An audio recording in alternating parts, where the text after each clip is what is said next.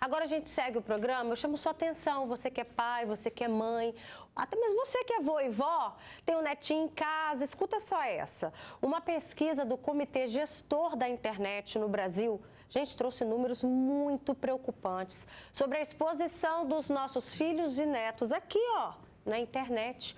O estudo TIC Kids Online 2024 mostra como a internet está presente na vida das crianças e adolescentes. 93% deles usam a internet, mas tem consequências. 3 a cada 10 crianças e adolescentes de 9 e 17 anos já foram alvo de ofensas ou discriminação na internet. E tem mais, 30% já tiveram contato com algum desconhecido na internet. Você sabia disso? Esse contato acontece principalmente, sabe por onde? Pelas redes sociais, aquelas trocas de mensagens instantâneas. Um dos conselhos que a gente mais dá aqui no nosso programa, né? O quê? Para os nossos filhos, que a gente fala também todo dia. Eu cresci ouvindo isso do meu pai, falo isso também com os meus filhos. É o quê? Nunca converse com estranhos. Mas aí você já parou para pensar que esses estranhos também estão na internet? Que as crianças e adolescentes não têm ideia dos riscos que eles correm? Então, vamos bater um papo sobre esse assunto? Será que seu filho está te obedecendo? Será que está fazendo sentido para ele essa informação? Vem cá, participa com a gente. O nosso número do WhatsApp já está aqui na sua tela. E aqui no nosso estúdio a gente recebe Larissa Lobo, psicóloga. Obrigada, Larissa, pela sua participação com a gente. Boa tarde, viu? Boa tarde, Beta. E a gente também recebe aqui a Josélia, que tem várias faixas etárias em casa, né, Josélia? Todos os seus filhos usam internet, usam celular? Boa tarde, Roberta. Boa tarde. E todos. Sim, usam. Eu passei por isso que eu estou aqui hoje.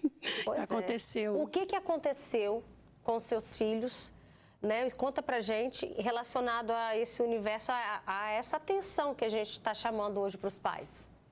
Além de até mesmo eu ser criadora, eu dou uma dica para os pais, é qual? Logar o aparelho celular, a tua conta, em vez de usar a conta da criança, uma conta própria por si, porque tudo que chegar no celular dele vai chegar no teu. A minha filha ela estava com 14, hoje ela está com 15, aconteceu uns 6 meses atrás, né, para 8. Ela estava conversando muito com o rapaz e ela teve mudanças no comportamento dela, Roberta. Ela começou a ficar até tarde e a surpresa era um homem por trás daquilo ali e não um adolescente de 13, 14 anos que estava conversando, dizendo ser fã do tal do... Aqueles, como é que eles famosos os dorama. Então, entendeu? Ele se passou por uma pessoa que gostava de um John Cook, esse pessoal. Então, ela... Isso, os coreanos lá, agora me saiu da cabeça o nome desse pessoal. Mas então, que tá na moda, né? Tá no auge. Isso, aí ela focou naquilo ali, ela estava até tarde. Aí é onde o meu filho logou. Falou que estava chegando coisas, mensagem estranha. Copiando o WhatsApp, gente, é ótimo.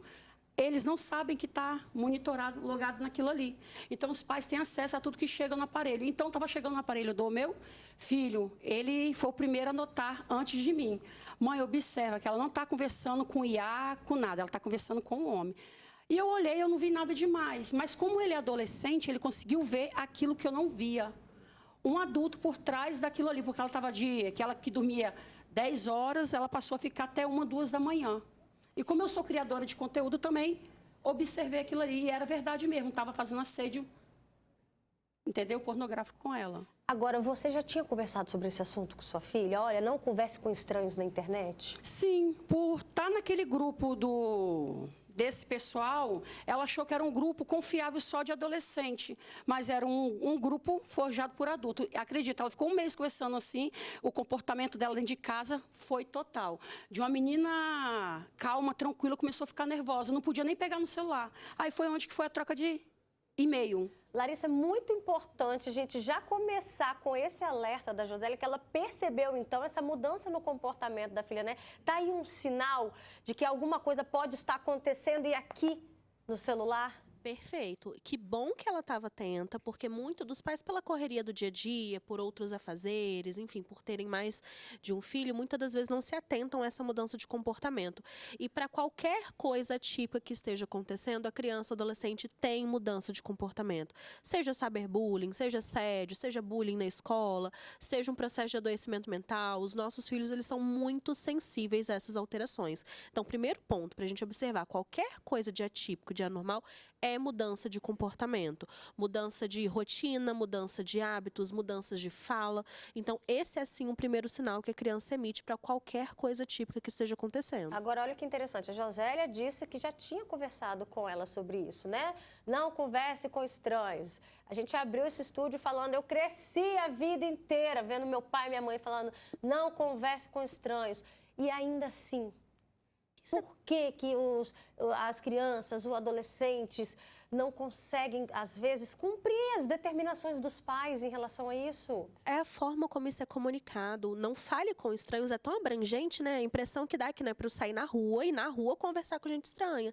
Só que para essa mente que é imatura, com essa baixa experiência, fica difícil imaginar que naquele grupo que teoricamente tem só adolescentes, com aquela pessoa que tem todos os gostos semelhantes aos meus, que essa pessoa também é uma estranha. Então, a forma abrangente como a gente fala, que muitas vezes passa despercebido para essas crianças. Então, ensinar o que é uma pessoa estranha, né? No contato da internet, o que a gente verifica para ver se essa pessoa de fato é confiável, como é o comportamento, como é a fala, como é que é o vocabulário de uma pessoa que vai ter a sua faixa etária, como é que vão ser os gostos, como é que vão ser as perguntas de uma pessoa dessa faixa etária. Então, talvez explorar mais o que seria estranho. Estranho é muito abrangente. Então, o que essa criança deve ficar atenta e pedir ajuda caso ela observe. Já vou abrir espaço aqui para os comentários que chegaram para a gente no nosso WhatsApp, porque isso mostra que não está acontecendo só na casa da Josélia, não está acontecendo só na casa da vizinha. Presta atenção, tem uma pessoa que diz, olha, Wellington, lá de Vila Garrido, ele fala, passamos por isso aqui em casa. Minha filha jogava muito um jogo chamado Among. E ele é online. O jogador disse se ela queria namorar com ele no jogo, pois no jogo um protege o outro quando é namorado. É interessante a gente falar sobre a forma que essas pessoas se aproximam dos nossos filhos, né? É por um joguinho, é por um grupo que a filha é fã. Como que eles descobrem isso? Como que eles vão se aproximando dessas possíveis vítimas, Larissa? Então, normalmente o predador, ele tem essa tendência a buscar assuntos e temas que estejam em alta dentro daquele público. Então, se tem uma banda específica que faz sucesso nessa faixa etária, é nesse núcleo que ele vai. E muita observação. Então, ele vai observar o que está em alta naquele grupo. Se é um jogo, se é uma banda, se é um filme, se é uma série, o que está em torno daquilo. Sempre foi esse o padrão, esse modus operandi dos predadores. A diferença é que hoje a gente tem internet em locais onde a gente não tem saneamento básico. Então, com a internet, a gente alcança muito mais as pessoas e, principalmente, as pessoas em vulnerabilidade. Então, o que acontece quando a gente tem algo tão poderoso na mão de um perfil que é mais predatório? Essa pessoa ela também vai ter esse alcance. E já é do modus operandi deles esse interesse, essa busca, esse alerta para coisas que estão em alta dentro do público infanto-juvenil, que é assim que eles vão se aproximar dessas crianças e desses adolescentes. E aí já fico alerta também para a gente levar essa informação para os nossos filhos, né? Já que você gosta muito disso, cuidado, que eles vão se aproximar de você, possivelmente por esse caminho. Sim, e fazer parte também. Então, é um jogo online, participe, jogue com o seu filho. A gente já teve até uma participante aqui que fazia isso. Então, é um jogo online, assiste. Você joga, Jô? Você joga junto com sua filha? Fala com a gente no microfone. A Eloá tem um Super SUS, a Aninha tem o tal do BTS, esses grupinhos, esses joguinhos que estão tratando dos famosinhos lá, né? Aí, quando ela começa a conversar com eles, eu começo a falar. A pessoa até muda de assunto, entendeu? Só que eu percebo, quando umas pessoas falam alguma coisa, que elas são evangélicas, elas já se alteram com eles, começam até a falar alguns palavreados. Aí, onde que eu entro no meio? Eu falei, menina, você está conversando com quem, pelo amor de Deus? Deixa eu conversar aí. Aí eu começo a conversar com a pessoa. Uma parte é legal, os jogos são online, ao vivo, os pais têm que ficar atentos àquilo ali, porque você conhece se é um adulto ou é uma criança. Igual a menina, ela tentava fazer chamada de vídeo para ver quem era o homem. Entendeu? Eu ia mencionar justamente isso, que essa participação dos adultos é importante, porque o adulto ele vai conseguir ter uma percepção se é um vocabulário de um adolescente, se são perguntas que normalmente um adolescente faz. Um adolescente não vai ficar perguntando certas coisas para o outro. Então, essa participação, essa inserção dentro do seu grupo, dentro do grupo de interesse do seu filho, muitas vezes previne, porque você vai ter mais capacidade de perceber se ele tem alguma coisa de perigoso, diferente do seu filho. E olha só, a Maísa mandou um vídeo pra gente contando uma experiência nada boa que ela teve com uma de suas filhas sobre essas conversas com estranhos na internet. Olha só. Uma de 12. E aí dei um celular para cada e uma das únicas restrições era não conversar com gente desconhecida, não atender pessoas que eu conhecesse, né? O celular controlado pelo aplicativo, então tinha quantidade de horas determinadas que elas podiam usar e mesmo assim não adiantou. Quando fui ver, estava conversando com gente que não conhecia, gente de outro estado. E a minha preocupação maior é porque às vezes é gente que se passa por criança, um adulto que se passa por outra criança ali que está jogando, e o perigo na internet é muito grande, né? Elas ficam muito expostas. Maísa, pela sua participação, e essa mãe, ela precisou ter uma postura mais radical com a filha, então, quer dizer, ela retirou o celular da filha quando soube que ela estava tendo contato com estranhos. Quando a gente fala, quando a gente faz esse alerta dos pais mediarem, né, porque se trata de um ambiente que não adianta a gente também demonizar, né? O que quer dizer na prática, Larissa, quando os pais precisam estar mais perto, os pais precisam mediar mais, participar mais? Na prática, dá exemplos pra gente. Por exemplo, você tem um Family Link, que são os aplicativos de monitoramento do celular da sua criança. Então, nele, por exemplo, você consegue aprovar ou reprovar a instalação de certos aplicativos, você consegue ver a localização do seu filho em tempo real, você consegue verificar quais mensagens e bloquear a mensagem, se recebe ligação, se recebe mensagem. Então, é essa mediação. Por exemplo, se eu vou fazer mediação do meu filho com um ambiente que é perigoso, eu não vou ficar ali do lado dele o tempo inteiro. Então, no uso da internet é a mesma lógica. Tem certas coisas que, mesmo a gente orientando o filho, ele não vai ter maturidade para perceber. Então, a mediação na prática é você estar ali inserido. Então, ele vai jogar, você joga junto com ele. Ele quer assistir uma série, assista junto com ele, esteja ali junto com ele, porque ele sozinho não vai mesmo perceber. E por falar em monitorar, se você ainda acha que ter as senhas das redes sociais do seu filho, que olhar o celular dele de vez em quando, que isso é uma invasão de privacidade, isso é um desrespeito. Olha só o que diz a juíza Vanessa Cavalieri, responsável pela maior vara da infância e juventude do país, que fica no Rio de Janeiro. Presta atenção nesse alerta, pai e mãe. Você não monitora o que o seu filho está fazendo nas redes sociais porque você acha que isso é invasão de privacidade, sabe quem está monitorando? A Interpol. Às vezes, a Interpol recebe as denúncias, sabe de quem? Da Google, da Meta e de outras plataformas. A Meta monitora tudo que seu filho faz no Instagram. E toda vez que ele comete um crime, por exemplo, compartilha material de pornografia infantil, eles mandam isso para a Interpol. Toda vez que é feito um upload numa pasta no Google Fotos ou no Google Drive com conteúdo criminoso, a Google manda isso para a Interpol. Quando é postado um vídeo no YouTube com conteúdo que configura crime, a Google manda isso para a Interpol.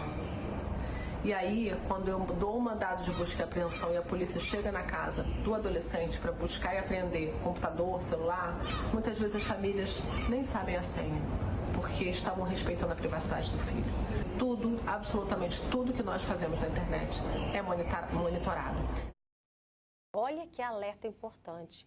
Larissa, vamos lá, eu sei que vai ter muito pai, muita mãe agora torcendo o nariz. Criança e adolescente tem que ter privacidade? Se sim, até que ponto? É esse o ponto, depende. Eles precisam ter privacidade? Sim, é necessário até para a construção da identidade deles. Mas acesso livre à internet não se configura como isso. E se você colocar o seu filho em vulnerabilidade, negligência. Ele tem que ter privacidade? Tem, para trocar de roupa, para tomar banho, para escrever um diário. Entende? Nesse ponto, para ele estar dentro de um ambiente onde ele vai ter acesso a qualquer pessoa do universo que queira chegar nele, isso não é privacidade, isso é negligência. Então, nesse ponto, você precisa sim monitorar, como eu mencionei. Tem certas coisas que você vai orientar o seu filho, ele não vai entender pela maturidade. É aí que você entra. Larissa, eu já falei várias vezes. Sim, você vai falar mais várias vezes, ele não vai entender. Faça você. Precisa ter a participação. Então, nesse ponto, não é privacidade, é negligência. Olha só o que diz uma pessoa que mandou essa mensagem pra gente. Boa tarde, minha filha de 15 anos também era assim. Eu não podia mexer no celular dela, ela gritava comigo. Jô, já aconteceu alguma situação de briga, conflito com os seus filhos, porque eu não queria deixar mexer no celular, não queria deixar você olhar as redes sociais? Pelo contrário, Roberta, eu não quero ser perfeita mais que ninguém. Eles têm acesso à minha página, o meu conteúdo e eu ao deles. Eles compartilham tudo, porque é tipo uma troca e outra. Quando eu vou sair, mãe, me dá sua localização. E eles mesmo passam a deles para a gente ter mais segurança. Então, isso é muito importante. A criança ou adolescente, eles permitir os pais. Isso é confiança entre pai e filho. É um amigo, um companheiro. Quando um filho faz isso, é uma segurança que ele está depositando em você. Não, é minha mãe, é meu pai, eu posso confiar. Então, mas você logar, igual ela falou do Família Family, né? O seu e-mail no celular do adolescente, ele permite, você tem acesso à localização, é onde ele se encontra, buscar dispositivo. E você não paga, é gratuito, porque eu tenho 3 logados na minha conta. Isso então, te ajuda, isso te dá uma tranquilidade como mãe. Me dá uma tranquilidade satisfatória. Para onde que elas forem, eles me avisam. Não dá nada. Um medo que eu tenho de deixar dormir ou qualquer coisa, acesso ao celular sozinho, eu tenho sim. Principalmente para pornografia infantil. Olha só, não tem permito. mais comentários. Tem uma pessoa que diz, boa tarde, Roberto, eu tenho um neto que mora comigo e eu tenho muito medo disso também. Uma outra pessoa diz, não adianta o alerta da mídia se os pais não fazem o seu papel de vigiar o que eles fazem na internet. Beijos. O Daniel também manda pra gente. Verdade, as crianças estão perdendo as melhores fases da vida. A minha sobrinha passa o dia todo no celular. Minha sobrinha tem apenas 10 anos. O que eu faço? E assim como o Daniel pede essa ajuda, tem uma outra pessoa que diz, boa tarde, Roberto, eu tenho um filho especial e ele não obedece, sempre tenho que tomar o celular dele. Uma outra mãe diz, boa tarde, eu estou passando por esse problema aqui em casa, tá difícil. Gente, socorro! Larissa, assim como a gente pediu a gente viu aqui de uma mãe que está falando que a filha de 15 anos também era assim, não podia mexer no celular, que gritava. O outro pai fala que tem um filho especial que também não quer largar o celular. Independentemente se é especial, se não é, como que a gente deve agir com os nossos filhos para conseguir tomar a rédea da situação? O primeiro ponto é que isso tem que ser construído desde a primeira infância, tá? Precisa ser uma parceria, uma via de mão dupla, mas precisa entender que tem um sistema de regras dentro daquela casa. Muitas vezes, dentro da família, não foi construído esse sistema de regras. E com isso, a gente não fala de uma ditadura, que seu filho ele não tem direito à opinião. Pelo contrário, ele precisa ter um questionamento para ele entender a função daquela regra, a função daquele não, a função daquele limite que está sendo colocado. Mas é importante que estabeleça esse ambiente de regras, que há limites, que há regras desde a infância. Outro ponto é, por exemplo, no caso da participante, é que tem uma via de mão dupla. Então, não é somente a mãe que monitora os filhos, mas os filhos também que se sentem confortáveis de falar, olha, mãe, onde é que você está? Você vai chegar tarde, você está em segurança, você precisa de ajuda. Então, mostrar para os filhos que não é porque eu estou querendo controlar você, mas é porque eu me preocupo assim como você se preocupa comigo. E tentar trazer o mundo aqui para fora de uma forma mais interessante. Então, o que falta para essa criança, esse adolescente de interessante? Falta um hobby, um esporte, mais amigos? Como é que estão a vida social dessas crianças na parte da escola, na parte do lazer? Essas crianças têm coisas interessantes, coisas que sejam igualmente atrativas à rede social? Então, talvez transferir essa parte da vida deles para a vida real, porque aí, naturalmente eles buscam isso como algo mais reforçador para eles do que somente o aparelho celular. Até porque, gente, nessa pesquisa ainda trouxe um outro dado muito importante, que 24% das crianças e dos adolescentes que foram ouvidos, eles disseram que eles tentam passar menos tempo na internet, mas não conseguem. O que está sendo ofertado para eles, para que eles consigam sair, né? E, ao mesmo tempo, a gente precisa pensar, tá, pode usar o celular? Pode, mas também tem que saber utilizar isso com qualidade, né? Com qualidade, o exemplo. Então, não adianta eu falar para o meu filho assim, olha, você vai ficar 2 horas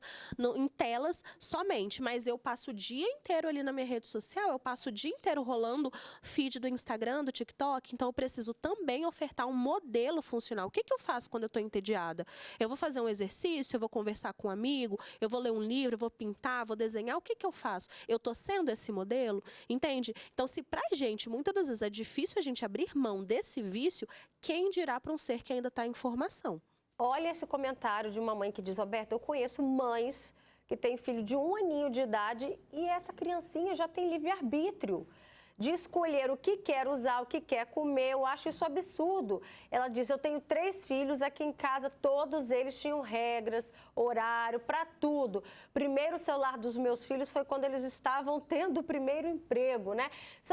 São fases diferentes. Hoje, qual é a orientação, a partir de qual idade que, digamos assim, já que os nossos filhos nasceram nessa geração tecnológica, a partir de qual idade que a gente pode estar começando a pensar em liberar, Larissa? Então, pelo menos a partir dos 4, 5, quanto mais você puder deixar, melhor. Deixar acesso especialmente ali para a televisão, porque é algo que não vai estar tão ali na cara da criança, não vai ser tanto estímulo visual, não vai ser tanto estímulo cognitivo por milésimo de segundo. Então, quanto mais você puder deixar para depois, melhor. A gente tem que lembrar que nessa primeira infância, a criança é totalmente estimulada em função neuropsicológica e cognitiva pelo ambiente. Quanto mais enriquecido o ambiente, melhor para o desenvolvimento neurológico, neuropsicológico, cognitivo e intelectual dessa criança. Então, quanto mais você deixar mais tarde para entregar esse estímulo, melhor. Então, lá para os 4, 5 anos, se você puder deixar, e nessa faixa ainda também limitando a, no máximo, 2 horas de telas por dia, por conta desse desenvolvimento neurológico. E quando já chega nesse ponto que eu vou ler agora? Estou vendo essa reportagem, eu tenho uma sobrinha que está exatamente assim, ela grita, chora como se estivéssemos batendo nela toda vez que falamos que vamos tirar o celular. E o pior, ela só tem 10 anos, quando chega nesse ponto.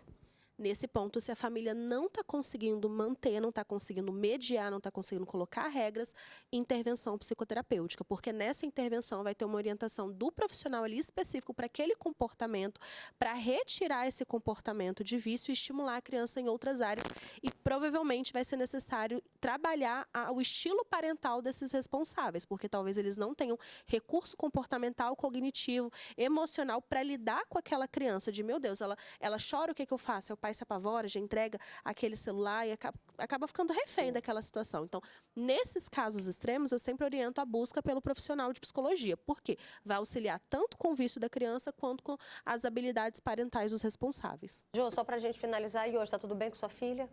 Ela entendeu de boa que se passava, na verdade, não era um amiguinho querendo se passar por amigo ali, era, na verdade, uma pessoa com tanta maldade assim?